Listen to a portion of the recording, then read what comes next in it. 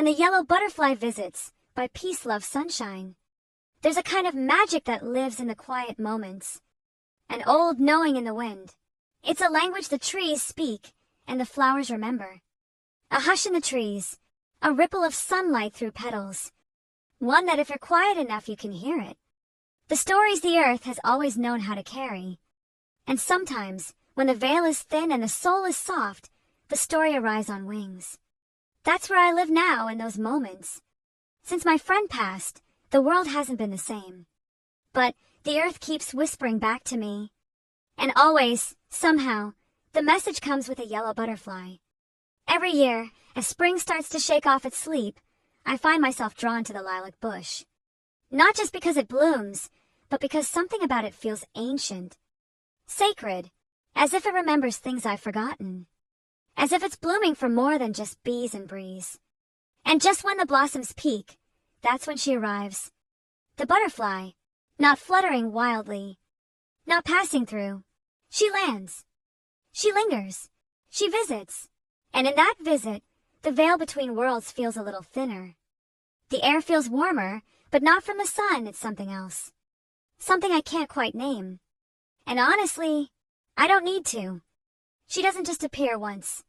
She returns again and again, through spring's first waking breaths and deep into the warm arms of summer. Sometimes she follows me. Sometimes I can call her, just with the stillness of my presence, or the way my heart softens. She comes close, like she knows me. Like she's listening. Some people call it superstition. Others call it a spirit. I just call it real. Because when you've lost someone, the soul starts speaking a different language. One made of color and scent and sound, not words. The yellow butterfly is the language. The lilac is the altar. And oh, those colors! The lilac purple isn't just a flower color. It's a soul color. It's the color of twilight skies and lavender tea and old love letters that still smell like someone's perfume. It's the color of sacred thresholds, the in-between. And the yellow, that's the color of return. Of joy peeking through sorrow. Of the sun showing up again, even after it swore it wouldn't. Yellow is the color of hope that dares. In old folklore, butterflies are more than insects. They're shapeshifters, dreamwalkers, and soul travelers. Some say they carry the last breath of a loved one. Some say they're the messengers of the spirit world, here to let us know we're still here and still loved. In my story, she's all of that and more. She's presence. She's comfort. She's that impossible blend of grief and grace that makes you cry and smile at the same time. I don't need to know which story is true. Because my story is enough. A yellow butterfly finds me every year, and every year my heart cracks open just wide enough to feel again. Grief isn't something to fix. It's something you carry. It's a river that runs through your life, and nature knows how to carry it with you. It gives you signs, symbols, seasons.